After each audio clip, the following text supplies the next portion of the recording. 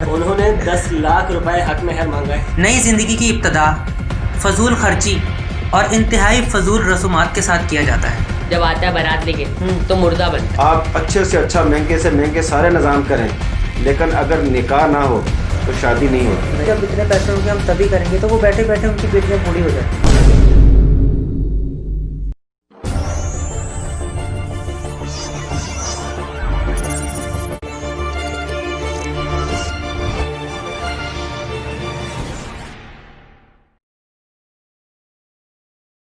السلام علیکم، آپ دیکھ رہے ہیں سونا ٹی وی اور میں ہوں آپ کا میزبان عبداللہ منہاس۔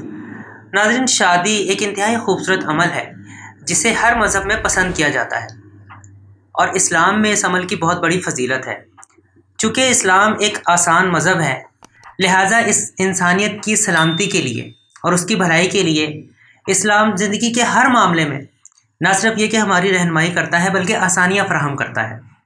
اور جہاں تک بات شادی کے عمل کی ہے تو نبی صلی اللہ علیہ وآلہ وسلم کی سنت، ان کا طریقہ انتہائی خوبصورت، آسان اور دوسرے مذاہب کی نسبت بہت سادہ اور احسن ہے۔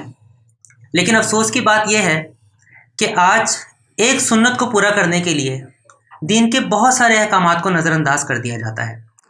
نئی زندگی کی ابتدا فضول خرچی اور انتہائی فضول رسومات کے ساتھ کیا جاتا ہے۔ ناظرین، وہ روایتیں جن سے انسانیت کی بھلائی مقصود ہو وہ تو قابل تحسین ہوتی ہیں، لیکن بہت ساری ایسی رسومات ہیں کہ جن سے نہ صرف یہ کہ انسانیت کی تذلیل ہوتی ہے بلکہ خوبصورت اور نایاب رشتوں میں بھی رنجش پیدا ہوتی ہے۔ آج پروگرام میں موجود ہیں دلہے میاں اور ساتھ ہی ان کے بڑے بھائی۔ جی، تو آپ ہیں جنہوں نے لڑکی والوں سے جہیز میں گاڑی کا مطالبہ کیا ہے؟ جی شرم نہیں آئی آپ؟ نہیں آپ بے شرم ہیں۔ جی بھیا آپ اتنا جذباتی کیوں ہو رہے ہیں؟ گاڑی پر صرف ہمارا بھائی تھوڑی سواری کرے گا، اچھا آپ کی بیٹی بھی تو اسی میں گھومے گی۔ اچھا، اور جو سامان آپ لوگوں نے انہوں نے دیا ہے اپنی بیٹی کو دیا ہے اس کو صرف ہم نے تھوڑی استعمال کرنا ہے۔ صحیح، بالکل صحیح۔ بس اسی طرح کی باتیں بول کر آپ جیسے لوگ اپنے آپ کو تسلیاں دیتے رہتے ہیں کہ جی جو کچھ بھی وہ دیں گے اپنی بیٹی کو دیں گے، ہمارے گھر میں تو ہر چیز موجود ہے۔ بھائی ہر چیز موجود ہے تو آپ ان کو صاف صاف بولیں کہ ہمیں کچھ بھی نہیں چاہیے جہیز میں۔ یہ بہت بڑی بے شرمی ہوتی ہے۔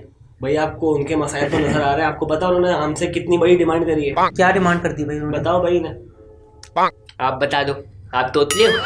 انہوں نے 10 لاکھ रुपए حق مہر مانگا ہے۔ 10 لاکھ روپے ان سے؟ اس سے 10 لاکھ روپے؟ یہ تو وہ لڑکے ہیں جن کے بارے میں لڑکی والے رشتہ دیکھنے جب آتے ہیں نا تو کہتے ہیں کہ ہم نے لڑکا دیکھ لیا، آپ کسی اچھے سے ڈاکٹر کو دکھا دو۔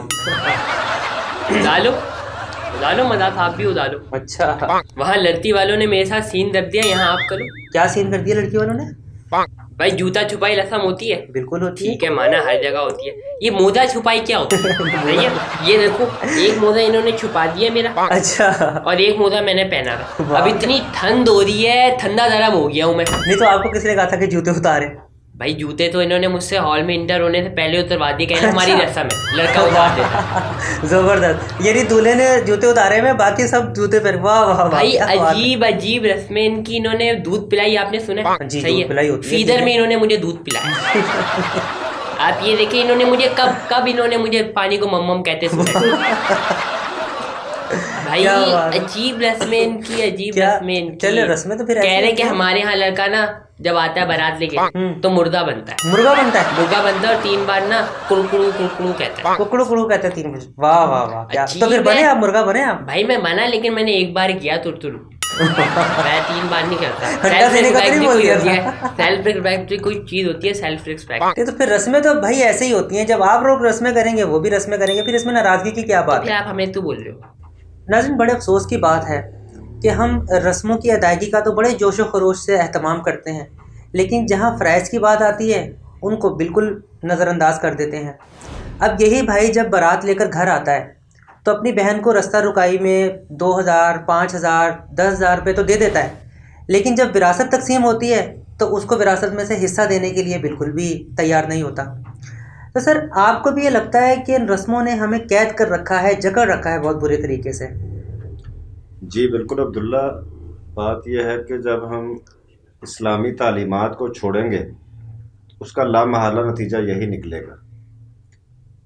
नबी करीम सल्लल्लाहु अलैहि वसल्लम जब दुनिया में तशरीफ़ लाए, माबूस हुए, तो उन्होंने फरमाया कि मेरी बासत का एक मकसद ये भी है कि जो ज़माना जाहिलियत की रसूम हैं उनको ख़त्म किया जाए। जैसे लोग बेटियों को ज़िंदा दरगोर कर दिया करते थे, सही और दीगर ऐसी रस्में थीं गैरत के नाम पर जो उनमें चला करती थी। बिल्कुल ऐसा ही। तो हमारे नबी सल्लल्लाहु अलैहि वसल्लम ने तो हमें पैदा होने से लेके मरने तक और सुबह उठने से लेके रात सोने तक के सारी अमाल जो है ना हमें बताएं, बिल्कुल शादी से लेके सारे मामलात।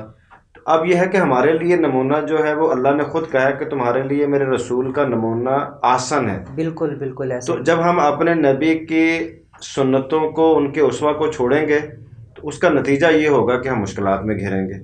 अब ये देखें, आपके अभी पिछले दिनों जो पाकिस्तान के अंदर एक बड़ी मारूफ शादी हुई है जी, वो पता नहीं कितने करोड़ रुपए उन्होंने लगा दिए हैं रसूमात पे। तो ये रसूमात तो हमारी है ही नहीं।